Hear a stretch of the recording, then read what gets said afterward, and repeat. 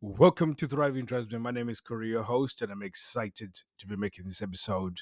When it comes to seduction, there's one fundamental thing that I think you guys need to know that I've missed out in some, well, at least I've tried to mention it, but you might have missed it. So I'm going to try and just go a little bit deeper in it so you guys can have a better chance when you do your seduction stuff, especially when it comes to attraction into seduction. This one thing that you need to bear in mind when it comes to seduction, it's not your responsibility for them to feel horny, or it's their responsibility to feel that. I think we try and push, the seduction onto the person, and then because I've done this, therefore the outcome should be seduction, or at least you feeling horny. And sometimes there's nothing wrong with having an expectation, and there's nothing wrong with at least planning out how you're going to get there. But at the end of the day, all you're doing is presenting an opportunity, and that's what it comes down to. Then everything that you're doing within your relationship, whether fixing the sexist relationship, whether you're trying to connect deeper, you're only presenting an opportunity, and you have to see it that way. If you see it any different, where you're outcome dependent by, because okay, I've done certain action and therefore I have to get this outcome. This is a lot of reasons why you guys get all but hurt when you get rejected. It's a massive deal. I mean, rejective sensitivity is a plague amongst guys within sexless relationship. It's like the worst thing, because when every time you react that way, it just compounds on the fact that you got a negative issue around sex. So therefore, it is literally keeping you at the starting blocks. Imagine that if we're in a sexless relationship, 100-meter dash, and you doing actions where you presenting opportunities was you taking each stride closer to the finish line. A lot of you guys have never left the blocks from that. The gun is gone, it's time to run. None of you have ever left. You're still on the starting blocks because you've not been able to deal with this.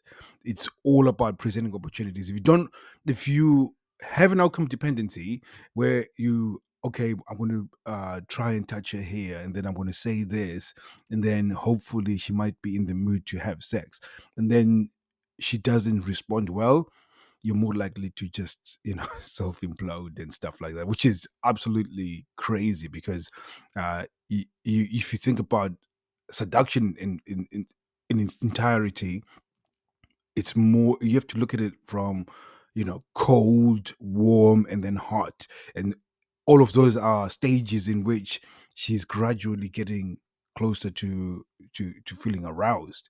So you cannot look at it as though every time you do something she's already warm, and she's already hot. You can And you've not even taken the time to get it up in the stages. You've not allowed it it's almost that analogy of how do you boil a frog. You guys are trying to chuck the frog when it's already hot. I mean, the water is already boiling. Unless if you put it in cold water and then you gradually raise the heat, then you got more chances of success. So you have to see it that way. But a lot of it is more about presenting an opportunity, and you're presenting opportunities as you go along. So, for example, the first opportunity I would present would be me giving a look and smiling and then walking away. It communicates so much. It's enough for her to think, "Whoa, what was that? What?" And then she's curious. Um, then if she but it builds a little bit of excitement when you do something like that.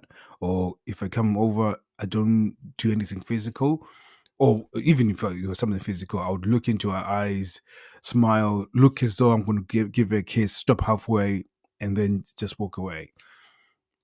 That's playful. That's exciting. It's what we call an open loop.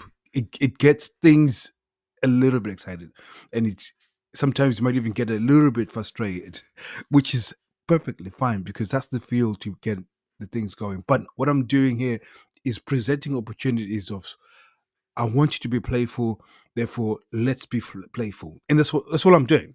Nothing more than that. And it's so small.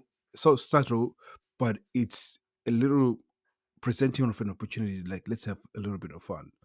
And if she says yes, she obliges. She has a go. Whatever she does, then I can present another opportunity, and then I'm just using presenting different.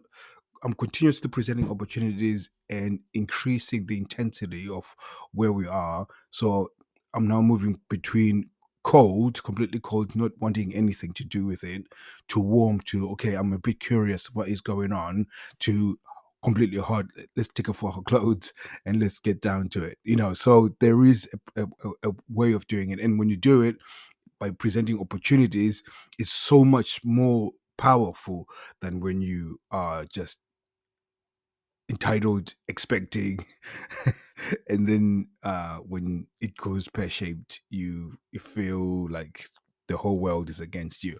Um, and I laugh about it because I was once there, but now when I look at it, it looks completely ridiculous. Then you know how foolish was I to be that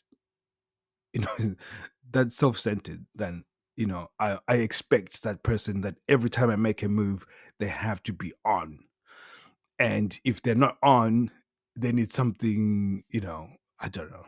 It's because I hate it so much. I personally found it when I started looking at it. Found it crazy that that's how I felt, and that's a lot of you guys. You're so rejecting sensitive. It's insane, and that thing rejecting sensitive is probably the biggest thing that's holding you back from getting anything done.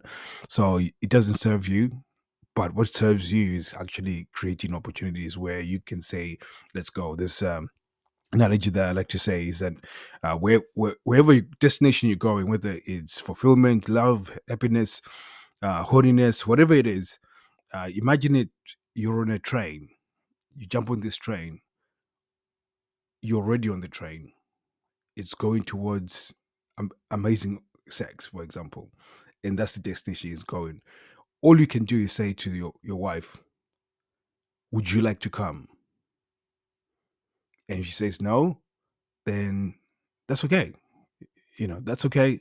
You might go to that train, might have to go by yourself, which case, sometimes most people go by themselves, and that's a different episode. We'll talk about that. But just thought I'll share that with you guys. Hopefully you guys are having fun, listening to some of these episodes and implementing them, because I don't want you guys just getting enjoyment of listening. I don't want you guys to be the guys that listen and don't do fuck all with it.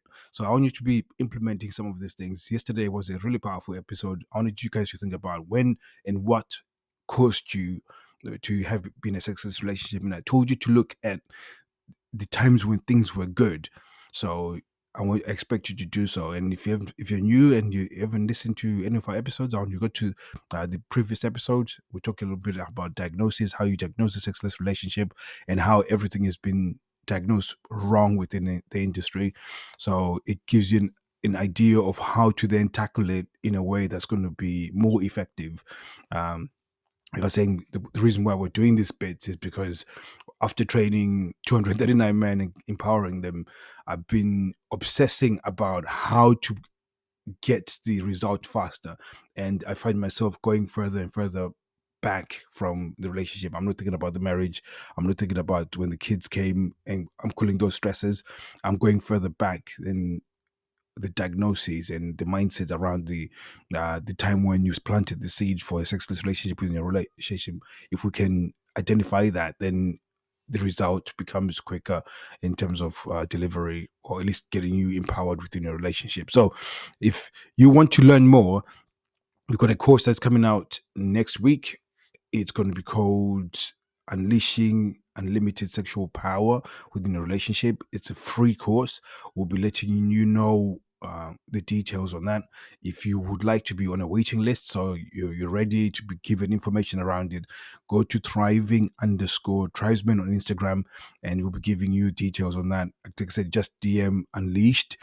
You don't have to You don't have to add me as a friend, because a lot of you guys are worried that if you add me as a friend, your wife might find it, and then you whatever you're thinking, whatever is causing you to stop. But like I said, it's going to be a free course. It's going to be going just as deep. So I'm not holding anything back or anything like that. It's going to be as valuable as paying £1,000 or $1,000. So it's going to be massively packed. Like, as you can know from the podcast, we really go as deep as we can. So thank you very much, guys. I'll be seeing you guys soon.